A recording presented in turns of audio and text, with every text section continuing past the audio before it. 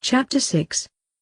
Albus glanced down at his now unwanted lunch and reckoned losing weight was the least of his troubles. Minerva's news had once more robbed him of his appetite. "Are you certain Barchoke was serious about removing Harry from Hogwarts?" Phileas said. "The boy was sent here to mingle with his peers." His deputy attempted to get across the seriousness of the situation. When Barchoke heard about yesterday, he appeared ready to behead Phileas in the entrance hall. Barchoke may have sent Harry here to mingle with his peers. Having his son forced to kill a troll to save his friends was never part of the deal. The headmaster was a shrewd enough negotiator to know that going into any meeting where the other party held all the cards was not conducive to getting the result you wanted. Albus couldn't think of one single thing he had to bargain with. There was more than that disturbing him though. Harry had terrified him yesterday. "I just can't get past the image of that young boy casually wiping the blood off his sword, using the vest of the troll he'd just killed. He's certainly not what I expected." Pomona just had to comment on that. "The first-year timetable sees me teaching Harry more than anyone else, a miniature James Potter he's not. The lad is polite, courteous and shows no sign of the arrogance that plagued his father at the same age. He is also physically taller and certainly broader than the skinny boy 11-year-old James was. He's already attracting the attention of witches a few years older than him." Minerva had to chip in her 2 nuts worth into the pot too. "I saw the pair greet one another before heading off to lunch. Don't doubt for a second that there is not a very close father-son relationship present between Harry and Barchoke. I'm starting to think that Dursley did the right thing by taking the child to Gringotts." This drew some looks of disbelief from her colleagues. Minerva though was not for changing her opinion. "I watched those muls for a full day and protested against Harry being left there in the first place. The fact that they gave the child away proves I was right. It would seem to be pure luck that Harry appears to have been raised in a nourishing environment." An upset potions professor put his knife and fork down. "You seem determined to deny me the same nourishment. All this talk about that brat is ruining my appetite again." Severus' sarcasm valve was stuck on fully open. He was not having a good Friday. "I intend to complain to the Board of Governors about the alternative potions class that took place this morning." He wasn't given time to properly get into his rant as Minerva cut him off with a question. "On what grounds do you intend to complain?" Severus was staring at the deputy as if she had just asked the stupidest question he'd ever heard. "Are you serious, Minerva? Potions being taught inside Hogwarts by a goblin, the board will never allow that. It's degrading to the rest of the staff." Again Minerva jumped all over him. "I am reliably informed that Master Pitsley is the premier potions master at the Goblin Nation. After observing him teach a class this morning, I am confident the students he teaches will be at the very least on par with the best that your class produces." From the pained expression on his face, you could be forgiven for thinking Severus had a fish bone lodged in his throat. His mouth was open and a moving but no decipherable sound was coming out. "You also need to take into account that Augusta Longbottom is a very influential member of that board, and her grandson is one of Pitsley's students. Did I mention Hogwarts' latest tutor hopes to be finished the first-year curriculum before Christmas?" To Severus, here was proof that this goblin had no idea what he was taking on. "Good luck with that. Weasley just managed to melt the first cauldron of the year. I fear it won't be his last, as following simple instructions appears beyond him. The only reason he's not spending the evening in detention with me is because he apparently has a prior detention with you." Since Severus decided to bring up one of her cubs at lunch, Minerva thought some retaliation should be on the menu. The head of Gryffindor knew just how to tweak his large nose some more. Mr. Crow has obviously been having private potions tuition for a while now. Pitsley has him brewing the witch sharpening potion next week. If I'm not mistaken, that's usually done near the end of 4th year. That was all it took to see the potion master's napkin hit the table. The very thought of James Potter's offspring as a potions protégé was enough to see Severus heading back to his dungeon. Dumbledore was only partially paying attention to what was happening between three of his heads of house. Most of the headmaster's attention was still on what to do at the meeting after lunch. This had the potential to be bad. Harry, whatever he wanted to call himself, leaving Hogwarts would be a disaster. Phileas led the father and son to the headmaster's office and handled all the introductions. Barchoke sat with Harry beside him, waiting to see what happened here. Dumbledore had requested this meeting before the troll incident took place, so the first move was his. Albus was left really with only one choice. When your opponent held a stronger hand, your options were either bluff or fold. Folding was not an option here, so bluff it was. On behalf of the witches and wizards of Britain, I would like to offer our sincere thanks for doing such a superb job of raising young Harry here. I feel it's time though that Harry Potter returned to the Magical Society and asked you here today to discuss if we can reach some sort of agreement on how this could be achieved. I'm sorry, Headmaster, that's just not possible. Oh come now, Barchoke, of course it's possible. I've been holding back the press and the ministry from interfering, but I don't know for how much longer I'll be able to manage that. The answer Albus got was as unexpected as the source it came from. The anger and venom in the voice of one so young was certainly disturbing, but the information given out was what really startled the headmaster. Bring it on, Dumbledore. I'm sure the press and the ministry would like to know how I was dumped on a mole doorstep. A letter tucked in my blanket and Voldemort's Horcrux in my head. A really stellar decision from the leader of the light that night, a decision he had no legal right to make.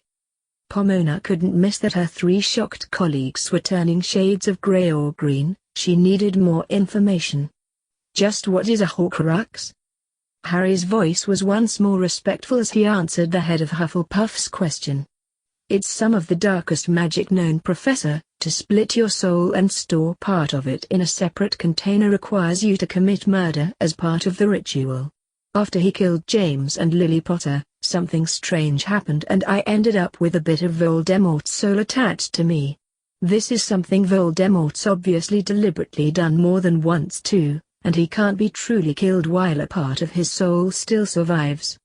My father took me straight to a goblin healer to have the piece in me removed and then destroyed. Why didn't you do that, Headmaster? Minerva was remembering that night as if it was yesterday because Dumbledore's words had struck a chord with her. She had instinctively known something wasn't right but had accepted his assurances at face value. Minerva shouted his own words back at Albus. Even if I could, I wouldn't. Scars can come in handy. That's what you said, though you never did say what it would be handy for? You knew there was a Horcrux inside that burn and yet you did nothing about it? I had but a mere suspicion, and I was not aware that a procedure existed to successfully remove a Horcrux from a living host. Usually they would be embedded in an inanimate object that would need to be destroyed. Dumbledore attempted to redirect the anger in the room at a different target than him. What I'm more concerned about here is that an 11-year-old knows about the foulest dark magic imaginable. What kind of a parent are you that would teach a child that? Harry was on his feet, ready to defend his father against all comers, when he felt a familiar hand on his shoulder. Remember your training, son. This is why you work so hard. Everyone could see Harry take a deep breath and regain control of his emotions. He sat back down and apologized. Sorry, father. Losing your temper loses your focus. Losing your focus can cost you the battle. It's hard to sit here though and listen to this old fraud berate you when his crimes should have seen him in Azkaban. Barchoke turned his attention to the rest of the company. My son is of course correct. An infant had been hit with the killing curse yet you didn't even arrange for a healer to check his health. Instead of being cared for, the savior of magical Britain gets taken to the Dursleys by the Hogwarts groundkeeper. I trust Hagrid with my life. From a man with no honor, I'll treat that statement with the contempt it deserves. It also hasn't escaped my notice that you refused to offer a defense as to the illegality of your actions that night. Could that be because they are indefensible? My son is well aware of his past, and what the future holds for him. It's clear to me this is information that you also hold but have chosen not to reveal to even your closest comrades. Dumbledore couldn't believe this was all coming out today. His words to Severus were proving to be true. This boy knew far too much. This information should not be known by mere children. Barchoke growled his question at Dumbledore. Even though a child managed to do what you could not? My son is prophesied to be the only one who can defeat Voldemort, yet you would have him raised by muzzs until he was 11. We have to ask the question why? That was one question he had no intention of ever answering.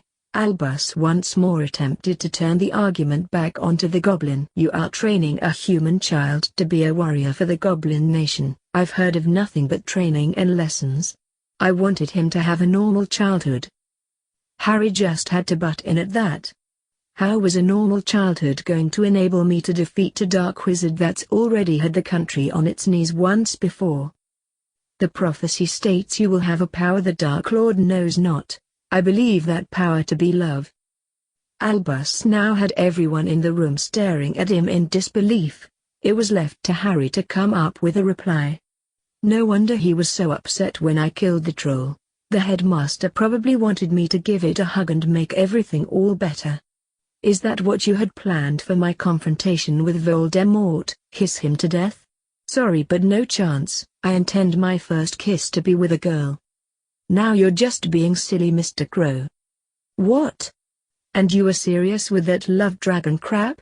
I think we've heard all we need to, don't you, Father? There is nothing for us here. Barchoke nodded with pride at his son. Just to address your earlier point, Headmaster, you and I can't do a deal on my son returning to the wizarding community. The reason for my refusal is that the entire issue will be purely Harry's decision. That decision will not be influenced by me, and certainly not by you. Know this though, whatever decision he makes, Harry will have my full support and always be my son. A son I'm very proud of. The proud father now had their undivided attention. He just announced his son was the only person who could defeat Voldemort, and they were waiting to see if Harry would be staying at Hogwarts.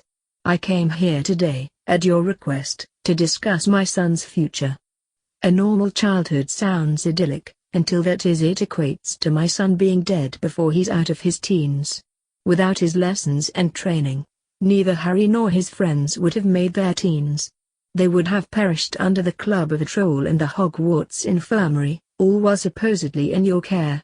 I had hoped we could reach an agreement here today, not on what's best for me or you, Dumbledore, but for Harry.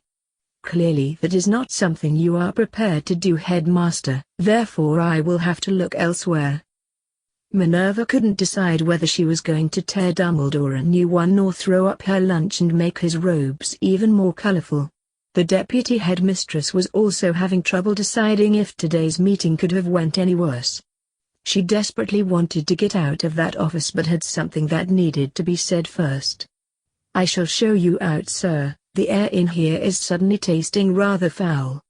I feel I must offer my apologies for the small part I played in your son being deposited with the Dursleys.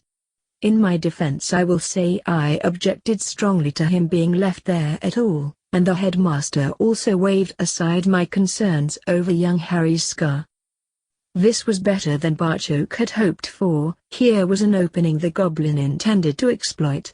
Hogwarts making Harry her champion had really just confirmed what they at Gringotts had already suspected. Harry's future was in some way tied to Hogwarts.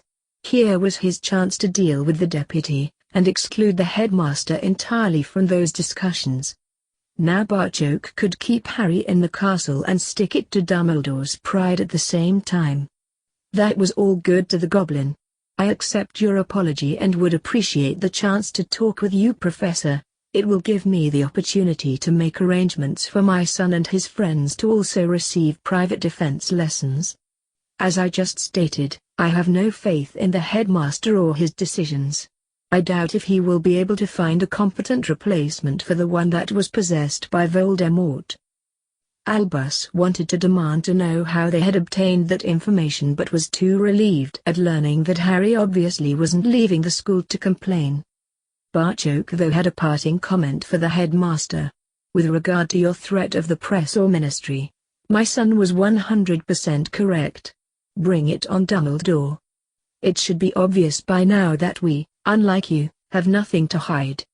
I will agree that Voldemort making Horcruxes is not something we want on the front page of the Prophet, or bandied about the ministry. The Goblin didn't want Dumbledore to think he agreed with anything else the old wizard was up to. His last comment ensured that message came across. On the other hand, you are no longer a young wizard. What would happen if you should pass away and no one else had access to the information you fanatically hold to yourself? Do you even have a contingency plan in place, or are you so conceited as to think only you could possibly achieve what needs to be done? This was all Barchoke intended to say on the matter.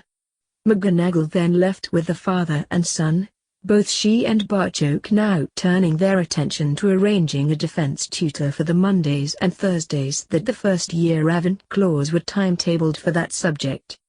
Phileas could hardly contain himself long enough to let Minerva lead them out. They could barely have made the bottom of the staircase before he rounded on Dumbledore. After all my warnings, you tried to bully Barchoke into relinquishing his son? There was disbelief in Phileas' tone, but anger was easily the dominant emotion detectable in his voice. If that didn't convince me you were at the very least delusional, your power of love comment certainly did. I believe Barchoke when he said he came to Hogwarts today to see if there was any way he could work with you to help his son. Both just left here knowing that to be impossible. That boy has, by any standard, already led an extraordinary life. He's not yours to do with as you please. Dumbledore was getting fed up with people thinking they could speak to him whatever way they wanted. Don't overstep the mark here, Phileas. Remember, you work for me. Actually, I work for Hogwarts. Please let me know by the end of the day if you want to take any action that changes that status. I've just heard of a defense tuition position becoming available that greatly interests me. I can also guarantee the lessons would not be held in Hogwarts. Barchoke would have Harry following me right out the door. Phileas left behind a clearly angry Dumbledore as he stormed from the office. Pomona attempted to make Albus see sense regarding this matter. The lad will now be receiving private tuition for 2 of his subjects, potions and defense. Add to that, Minerva will need to figure out exactly how he performs his transfiguration before she can be of any help, and you've just pissed off the lad's head of house and charms professor. Albus, you're hanging on to Mr. Crow by the skin of your teeth. She had a wry smile at her next observation. I doubt I could get anyone to bet against what will happen the first time Binns mentions Goblin Rebellion. Can you even doubt there will be a private history tutor on their way to Hogwarts too? That class might just have all 4 houses clamoring to join.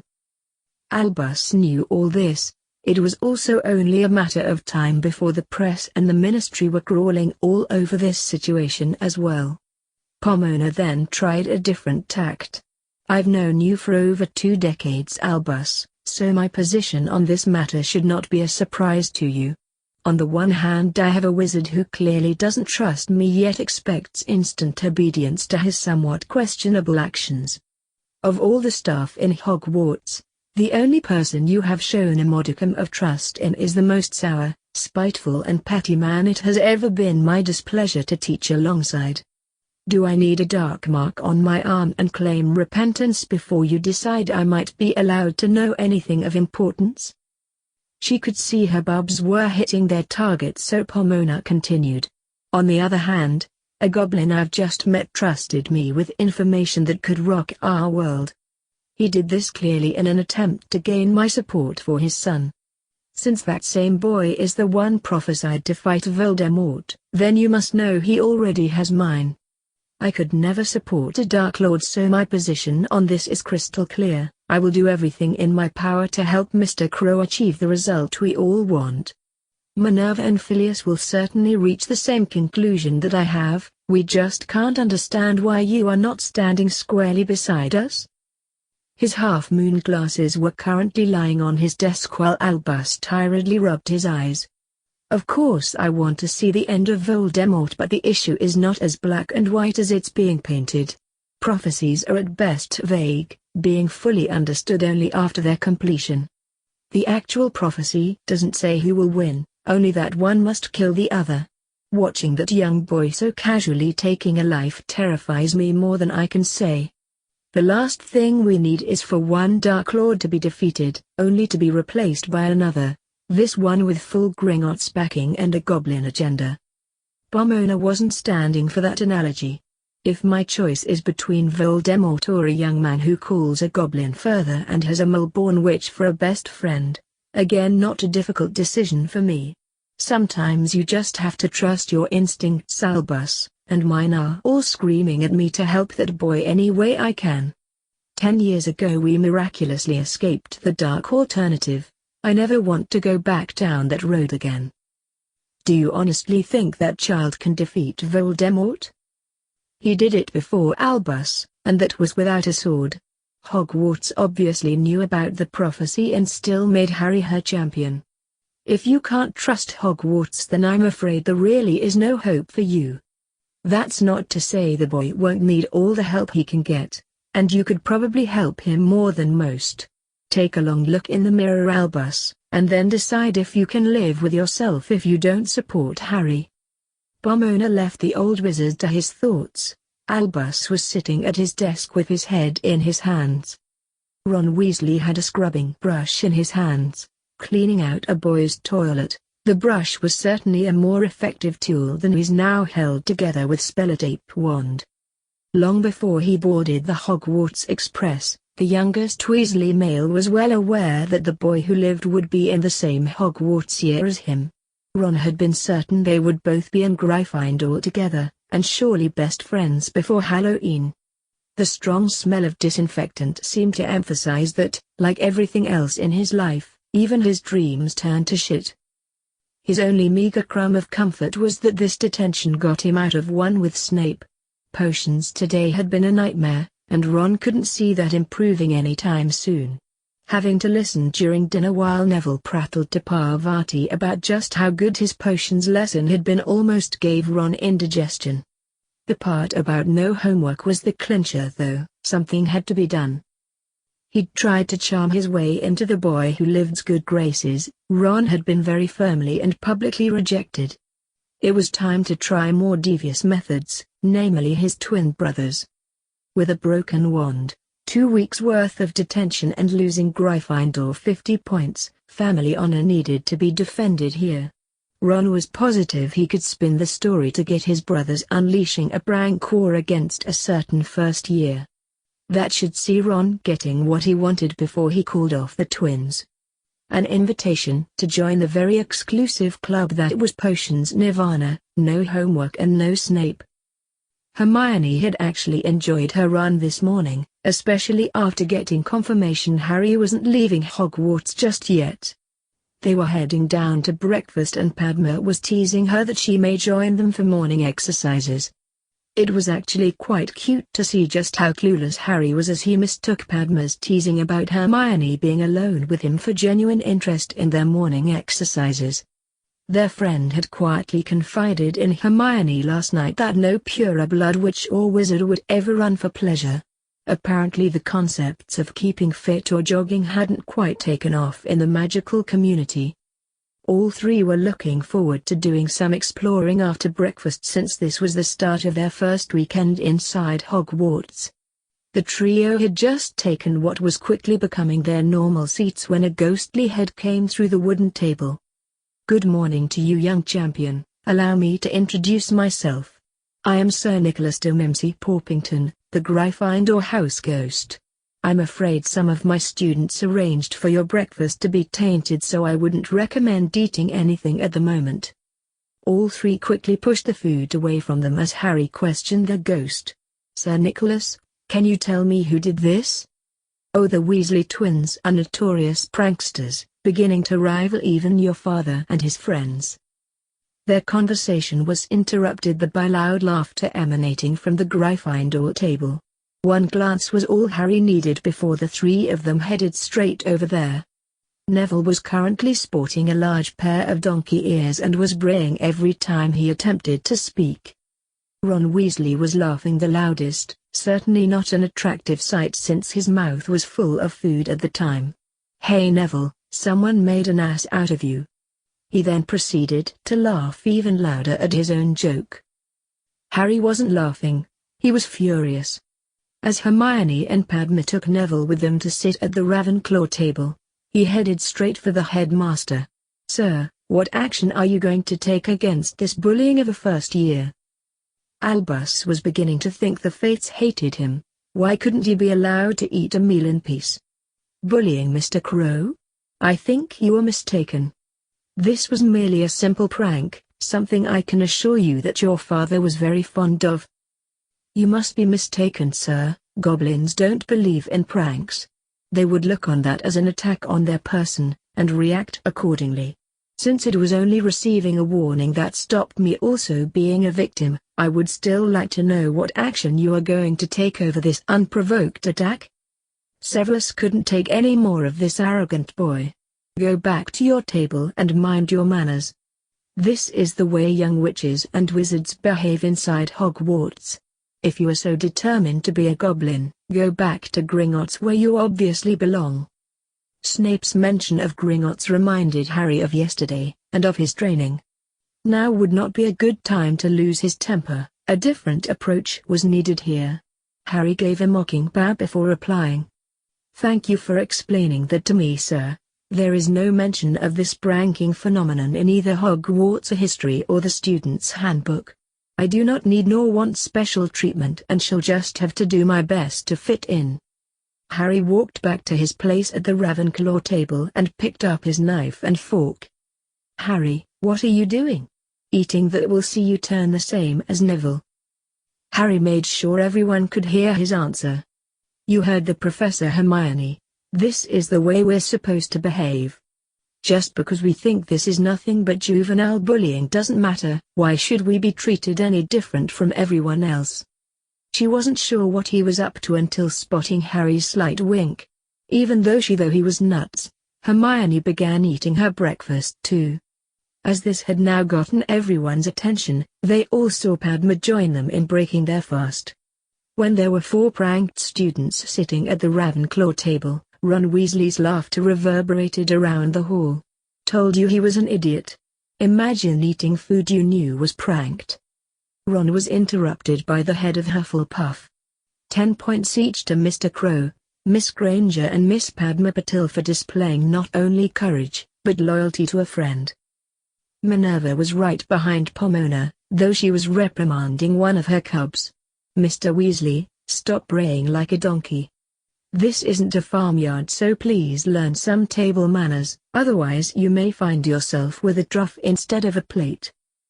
These announcements brought widespread applause and saw Harry stand and bow toward both professors, his long ears well worth the price of what he now saw.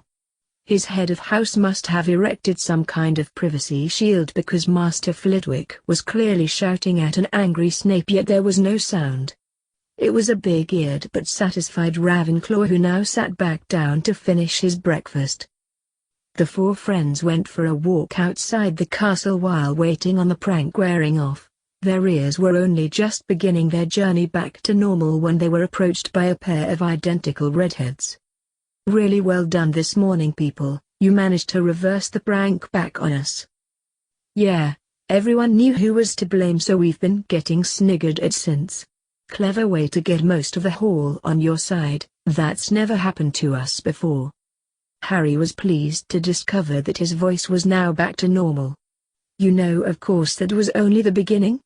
Goblin honor dictates that I retaliate against you and your brother. We've never met before, so it must have been him that put you up to this. Big mistake, guys. What do you make of this, George?" "Yeah, little Firsty kills one troll to save a few lives and suddenly thinks he's ready to take on the infamous Weasley twins. Don't know what things are coming to? Youngsters today, no respect for their elders." The one apparently called George became serious for a moment. "Why the hostility toward Ron? If you had to sit beside him at mealtimes we could perhaps understand."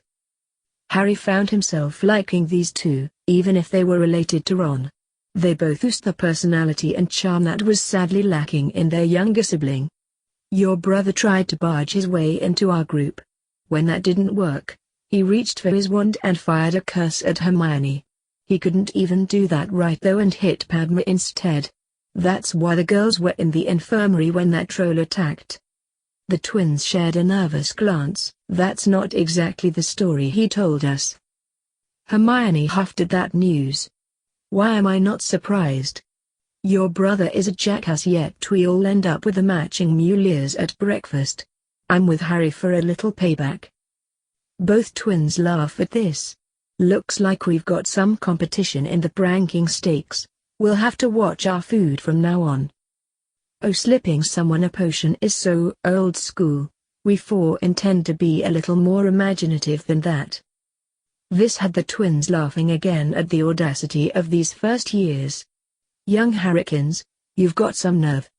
Yes, George, and I look forward to seeing just what you and your mini marauders can do. Just remember the prankster's motto: don't get caught. They walked away, leaving the other three all staring at Harry. Padma was first to crack. You have a plan, right? Even the older Ravenclaws don't mess with the Weasley twins, and apparently for very good reason. Relax, Padma. We'll just have to unleash our secret weapons on them. Ron, his twin brothers, and not forgetting Snape. This made Neville even more nervous. Harry, I'm actually in favor of forgetting all about Snape. If I never have to see him again, it will still be too soon. Padma quickly agreed with Neville, but something Harry had said got Hermione thinking. Wait until we hear what these secret weapons of Harry's are first before we all start panicking. This earned the witch a smile from her best friend, before he then let them into his ideas. Well, our first secret weapon is Neville. He's our inside man for Gryffindor House and Weasley payback. Next, I happen to have some recipes for goblin potions that will see Snape sneering out the other side of his face. Neville was shocked at his friends depending on him. This had never happened before. What do you need me to do? Harry could see Neville was practically shaking with fright but determined to do his best. He quickly reassured the Gryffindor. All we need is information, Neville. Until we know more about them, we won't be able to figure out the best way to get back at the Weasleys. If we were to slip the twins a potion, the entire thing would just escalate. I want to put a stop to this, not make it worse. They sat beside the Black Lake in the weak September sunshine, throwing ideas in and out of their grand plan. Scheming revenge against those who have wronged you was certainly a pastime worthy of any goblin. It was only when Harry announced what his other secret weapon was, though, that his friends started to believe they could actually pull this off. Something was certainly off with Fred and George as they entered the Gryffindor common room through the portrait hole later that evening. Detention with Filch. I can't believe we got caught. That's the least of our worries, Fred. The maps stopped working and none of the secret passages would open for us. How are we going to cope without access to the kitchens? The only portrait working for us is the fat lady. Yeah, and even she didn't seem too happy to be opening for us. What is going on? George nudged his twin, drawing his attention to the first year sitting holding a book up to hide his face. It was hard to miss that this first year was struggling to hold his laughter, and that was more than enough to raise the twins' suspicions. Good book, the Neville? Or were you finding something else funny? That was too much for the young wizard. The laughter he'd been holding back burst forth. Are you getting a bad feeling about this, George? Oh yes, brother of mine. Could it be that the mini marauders have struck back? It was a clearly thoughtful Fred Weasley who answered his twin's question. The timing would suggest that, but I have no idea how they could be involved. Between his bouts of laughter, Neville was able to give them a clue. Hogwarts doesn't like that you decided to prank her champion. The castle is now closed to you. The horrified look on the twins' faces set Neville's laughter off again. Little Harrikins wouldn't do that to us. We have stuff hidden all through the castle, and now we can't get at any of it. Both sank onto a sofa as the reality of what Hogwarts working against them meant. The ghosts told Filch what we were up to, and the portraits led him straight to us. We're going to get away with nothing. Neville was still chuckling to himself as he made his way up to the dorm. He couldn't wait to tell his friends what had just happened, and to see the next part unfold at breakfast tomorrow. Breakfast was Ron's favorite part of the day, closely followed by lunch and dinner. He was unaware that it was all about to change. He was just contemplating what to grab for his first course of second helpings when his plate disappeared. Hey, I wasn't finished with that. This though was only the tip of the iceberg. As Ron reached for more food, the serving platters would disappear before he could get his hands on them, only to reappear once he'd moved back out of range. The guile, effort and determination shown by the boy as he continually attempted to stalk more food was light years away from his lackadaisical performances in all of his classes. Unfortunately, all he had to show for his sterling efforts during the rest of breakfast was providing entertainment value to the other diners. Most of the hall was now laughing at him. It was left to Neville to deliver the coup de grace. It would seem that Hogwarts has taken Professor McGonagall's advice to heart. You eat like a pig, so your plate vanished when the castle thought you had eaten enough. It was slowly beginning to dawn on Ron he'd been pranked, though the rest of the hall had reached that conclusion ages ago. Severus Snape certainly had, and thought this was just more evidence that the Potter boy was his father's son. He had stood the yesterday and said goblins didn't do pranks, yet pulled one the very next day. The potions professor was certainly not going to miss this opportunity to point out that he was correct to the rest of the senior staff, and that's where the trouble really started. You could have heard a pin drop in the Great Hall as people stopped breathing while they attempted to understand what they'd just heard. All eyes were now glued to the head of Slytherin, who was currently standing at the staff table with both his hands covering his mouth. It didn't help though, the deep, raucous laughter escaped between his fingers. That the sarcastic and sneering form of Severus Snape actually knew how to laugh was a surprise to all. That he was currently standing performing that feat in the Great Hall was shocking enough to freeze staff and students alike. As Snape's laughter became more uncontrollable, his eyes held no humor in them whatsoever. Those black orbs were focused on the one person in the entire hall who was nonchalantly eating their breakfast. Harry Crow may have the titles of Boy Who Lived, Hogwarts Champion and Slayer of Trolls, but his prank on Snape just elevated him to superstar status amongst his peers. I'm glad you enjoyed that video/gameplay. Just remember to hit that like button, subscribe to the channel, and leave a comment down below. Until next time, goodbye!